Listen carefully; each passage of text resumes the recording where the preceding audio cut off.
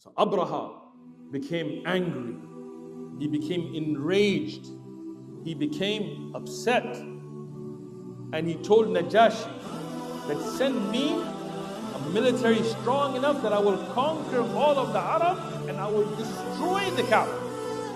Where when Alexander the Great, they call the Great, died, before his death, he went to his physicians, his doctors, who were the top doctors of the time. He was a king.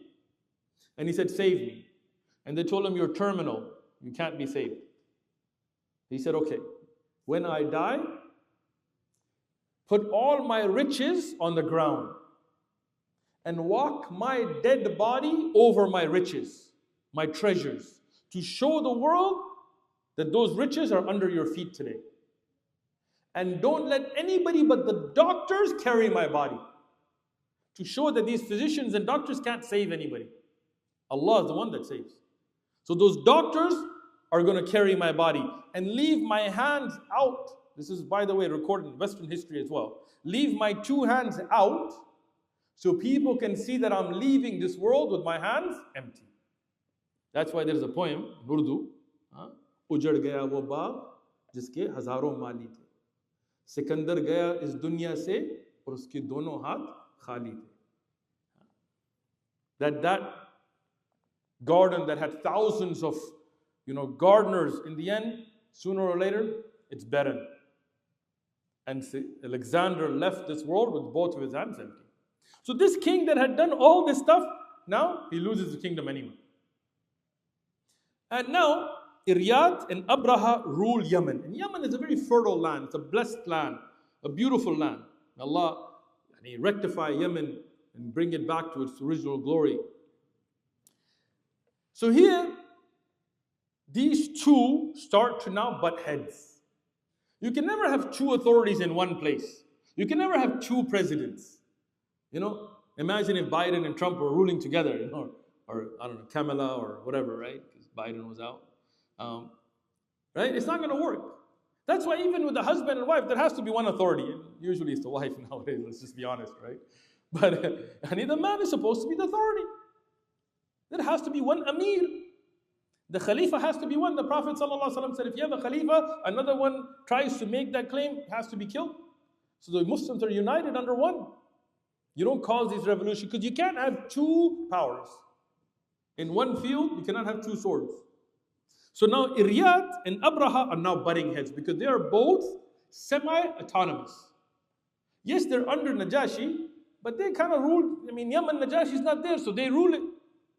So they said, okay, look, we can't both. One of us has to become the force or leader or so on. So they said, why should we have our armies fight and deplete our soldiers and weaken ourselves? Let's me and you handle it one-on-one. Mano y mano, hand-to-hand combat. Take it on. Great. Now, Iryat was stronger. Physically, he was stronger. And Abraha was more cunning.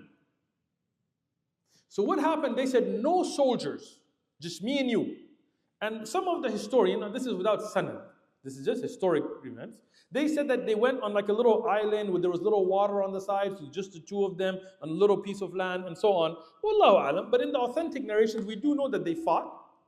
Abraha played it dirty. He had one of his soldiers hide and shoot an arrow.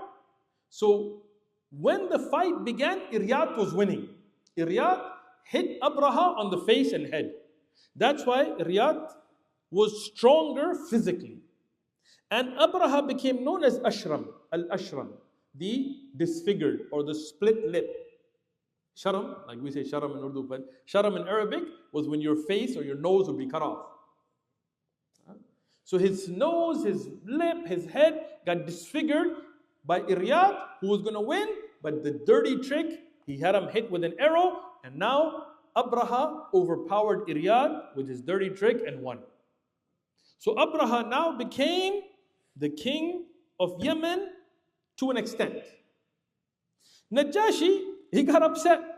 Najashi was a king. He said, well, what's this guy? I sent them to rule there and they're killing each other. He said, I take an oath that I'm going to go to the land of Yemen and I'm going to drag the head of Abraha on the ground and put my foot on it.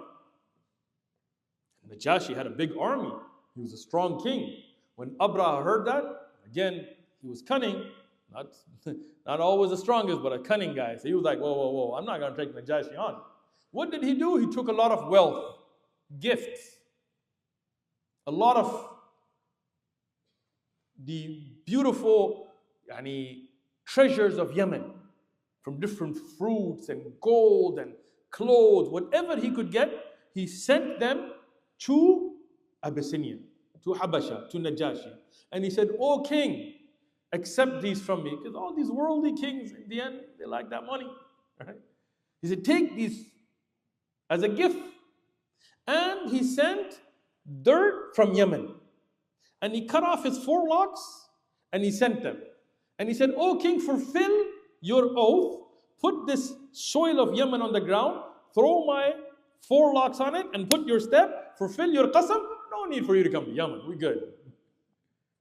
Now the king, when he saw all the treasures and wealth, he was like, "All right, cool. Let him be there, man. He's a money maker. He's an earner." So he let him be. Abraha then started to consolidate power. And he found out that the Arab, they go for Hajj and Umrah, and they go and visit Baytullah al-Haram in Mecca. And they've been doing this since the time of Ibrahim alayhi salam. And they love it. And even though they had put idols and things, but they had learned that Hajj from Ibrahim alayhi salam. So he said, why do they go all the way to Mecca? Why don't they come here to Yemen? So I'm going to build a huge church, a place of worship, that's going to outshine Mecca. It's going to be spectacular. And the Arab will no longer go to Mecca, and all that trade and all that money and all that influence will come to Yemen. So he built a church called Al-Qulais. Anybody know why it was called Qulais? In Arabic, when you wear what today now people call kufi or topi or a hat, they used to call it Qulanswa. In Fusha, Qulanswa. So when somebody was wearing a hat, this was such a huge, impressive building that when they would look back, their hat would fall off. Their Qulanswa would fall off. So from the big stature of this building and their hats falling, they called the place Qulais. And he told the Arab, from now on, no more going to Mecca, come here. But the Arab, they loved their tradition from the time of Ibrahim alayhi salam. So they didn't, they kept going to Mecca. And Allah has put that beautiful feeling in Mecca, where you go there in Medina, and it just has that beautiful spirituality. And when he pushed the issue, some of the Arab tribes, some of the historians said they went and burnt it down. But what seems to be more authentic is they went there and he let them stay there because he was happy that people were coming there. And in the night, they defecated. And they took that feces and they smeared it all over. To kind of give him a message. This is what we think about you. So Abraha became angry. He became enraged. He became upset. And he told Najashi that send me a military strong enough that I will conquer all of the Arab and I will destroy the Kaaba.